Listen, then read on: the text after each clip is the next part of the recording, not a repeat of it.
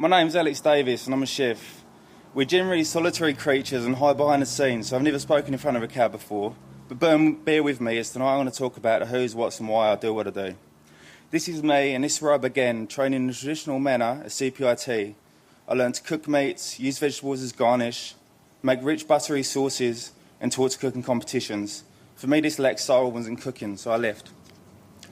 I continued my quest for knowledge, working in various establishments within Christchurch before working in the hotels in the hospitality machine that's Queenstown, then heading to Napier. Napier is a place I really learned to cook and love food. I worked on the Jeremy Ramaka, a great chef cooking exciting, innovative cuisine in his small 30-seater restaurant by the sea. Here is where I learned to be a chef and learned how to apply philosophy and ethics to the food I cooked. On return to Christchurch, I was enthusiastic and excited. Yet I could only see similar restaurants following the same models and trends. The earthquake occurred, and after a brief stint in a beautiful cafe in London, I came back to Christchurch. I could see new opportunity and new possibility for the city.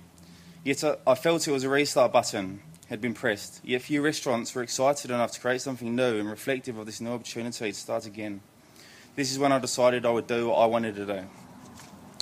I approached Gap Filler at the start of 2013 with an idea to use their pizza oven, which is just over there, you can see it through the gap. Sourcing produce strictly from within the Canterbury region. We'd offer no choice celebrating vegetables in our region in an exciting and creative manner. The hope was that we'd encourage people to taste or try something they may usually overlook. We're insistent on keeping prices low to encourage and show that good food doesn't cost the earth, and it's possible to produce good food that's accessible to people from all walks of life. It worked, and Martine and I, a local food project, quickly became popular. Each week we offer 30 pizzas made by hand, offering only one flavour and applying the only vegetables and strictly local principle. It was wonderful and reassuring that people were looking for something different, and they did care where their food came from. The quest for local produce took us through farms and markets right across the Canterbury region, where we met truly remarkable people along the way. We soon discovered how life can be for small-scale producers caring and loving what they do, in the face of monotonous supermarkets, wanting little to no variety and paying farmers as little as possible. When farmers operate on the same market, with demands being made from supermarkets and people at the top, it's the cheapest who win. The farmers that care without support from you, the consumer, are cast aside. Their farms are ready to be sold to the highest bidder, the people with most money, and we all know they don't really care.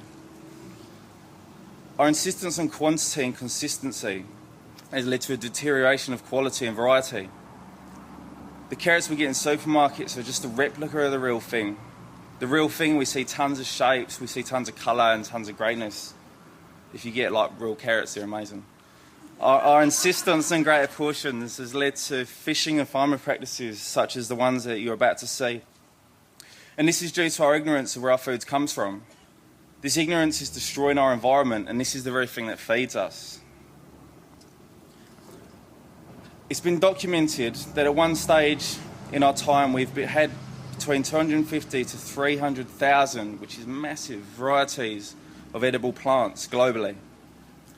But we currently only farm 150 commercially worldwide. So many plants have been lost. I think this is crazy.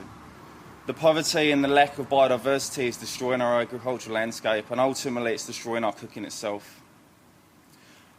A solution to this, an idea could be a vegetable-based cuisine, which I practice at my restaurant Shop 8. It doesn't mean being a hippie, and it doesn't mean eating rabbit food. You can still eat meat or fish, but you've got to insist it's raised healthily or fished properly, and eat less of it. It's crazy to eat as much meat as we do. 300-gram steak doesn't make any sense. If we eat more vegetables and encourage local farmers to grow more, we'll see more variety in our crops, which in turn should eventually see our agricultural landscape improve from the vast rows of dairy farms we see today. It's not difficult. At my restaurant, vegetables are brought in at random times, and I don't dictate what I want. I let the produce and the weather dictate me and my menu. I manage to change the menu every day. What's ever growing as well at the time is celebrated and showcased. Vegetables shine and meat is used as a garnish. It's quite the opposite to politic.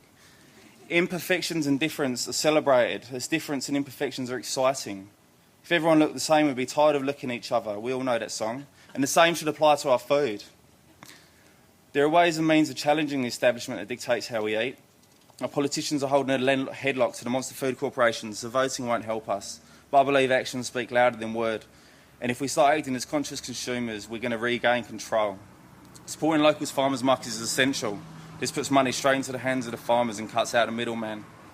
Grow your own produce. You don't need a big garden to grow, and it encourages keeping heirloom varieties alive before they become lost to organisations such as Monsanto. Foraging is also a way to claim food freedom. Understanding what grows under your nose is liberating, exciting and educational. This is produce I use in my restaurant. It's come from the red zone, and there's plenty more where it come from. Just look around and you'll be surprised at how much exists around you. Urban farming initiatives such as Agropolis, which is here, and community gardens help as well. They provide us with knowledge and an insight of vegetables, how they grow and what parts of the plant you can use, cooking from scratch and generally just being involved. A lot can be learned and a lot can be eaten.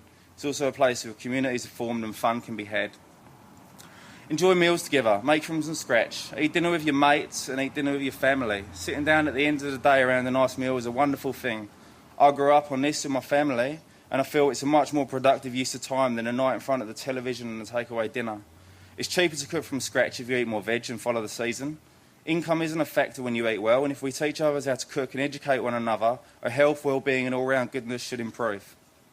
Finally, dine at restaurants that provide transparency and honesty. Open kitchens go a long way, as do restaurants that can list suppliers, not just spout the words local or fresh. Meet the chefs and meet the people who care. I practice this at Shop 8 and practice the philosophies I've just spoken about.